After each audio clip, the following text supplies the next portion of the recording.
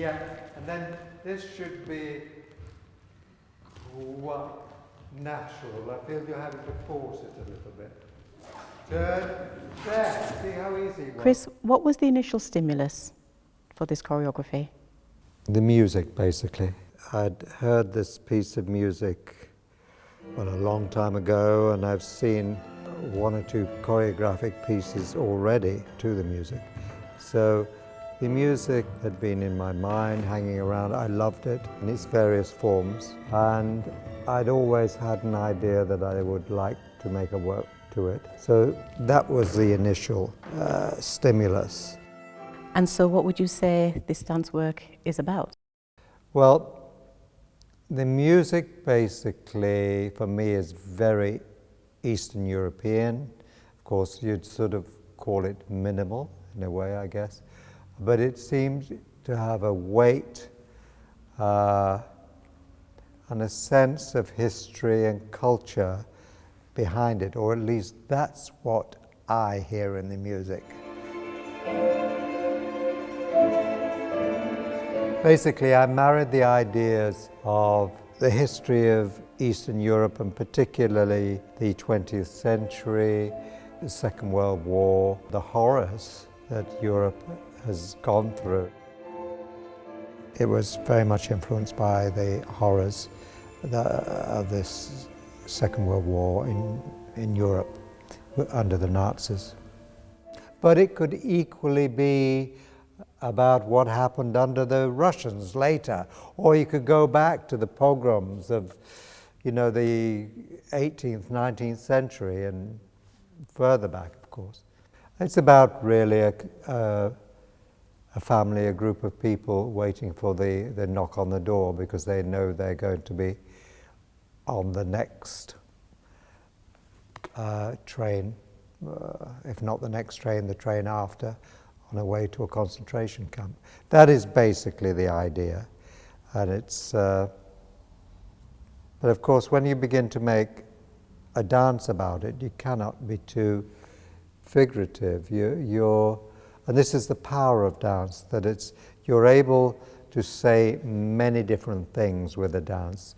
The audience can interpret it on so many levels. So I always say it's like a collage, and you can see and hear in the work whatever you see and hear. And how did you create and develop your movement material? I never prepare movement before I get into the studio. I wait until I'm working with the dancers. I'd seen the dancers, so I was prepared in a way to make the work fit them. But when I make a piece, a new piece, I'm influenced by the dancers. I will take things from them. All I knew is I wanted to start with a family unit, or it can be read as a family unit. And I thought either around the hearth or at the table, the dinner table. So I just set a sort of father figure, mother, son and a daughter, if you like, if that's how you see it. I suppose the form of the piece allows each member of the family to speak. They all have their moment and they all have their different characters. I had my table, I had my bench, my stools there, and that became part of the dance. I knew that I would use these items of furniture at one point or another, not just for sitting at, but in other ways. They became part of the choreography. How would you describe the dance style of this work? All my work, I think, comes out of my training in various dance styles.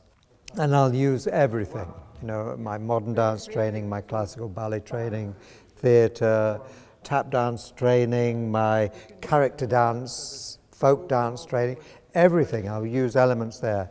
And I suppose, for the most part, all my work comes from a modern dance base, but I guess I form a kind of neoclassical language, and a language that also has the ability to express the themes that I'm trying to get across. What decisions did you make, and why, about the number and the gender of the dancers? Well, there I just saw the family unit, so it was a question of mother, father, son, daughter, possibly. So that was how, and it's a small company. Maybe if I was making the work on a larger company, I might have tackled the work very differently. But I was coming into a chamber group, so I made it as chamber work, and I thought 4 dancers was what I needed, and we could have 2 casts, everything will be covered. One has to think of those practical details when you set to work on a company. And what about the staging? Again, you know, I saw the table and chairs, the bench, upstage, and I saw just a simple, old-fashioned hat stand at the back with clothing on it. And of course, I added the luggage for the end. And how about the lighting? Well, it's called shadows, so therefore it was about a metaphorical shadow or literally a shadow passing in front of the window or the door, and that symbolized the danger, the fear, what everyone was afraid of. And so what I had at one point is, at several points, is that the lights being obscured for a moment, that someone has passed in front of a light. How do you want the audience to feel when watching this dance? I just want the audience to feel engaged, taken in to my world. You know, I grew up in my dancing years from when I was training at Rambert and my early years in the Rambert company, watching the rep of Tudor and Ashton and Wally Gore, and particularly Wally Gore and Tudor. They really created a world with characters you became engaged with, engrossed with. You really cared about what was happening on the stage. So for a moment, for however long the ballet lasted, you were in their world. And I think I'm very influenced by that era of work, that it's in a sense pictorial. It tells tales, it tells stories. I'm not. The stories I tell, as I've said earlier, can be interpreted. There's more space there for the audience. But I try to create a world for the audience to become engaged in. And I just want their attention. The way they interpret it is entirely up to them, but I want them to be engaged. It's very important to me, if I choose a piece of music and I work to that music, that my work is musical, and that you could have choreographed entirely different movement to that music and still made it work. But whatever I do, I want it to be musical, not just in the rhythms, but the spirit of what the music seems to be telling us. So musicality on the part of the dancers is very important. I have to be musical in the way I phrase the choreography, but the dancers must be sensitive to it. And for me, I think making a piece is always a magical mystery tour. I never know quite where I'm going.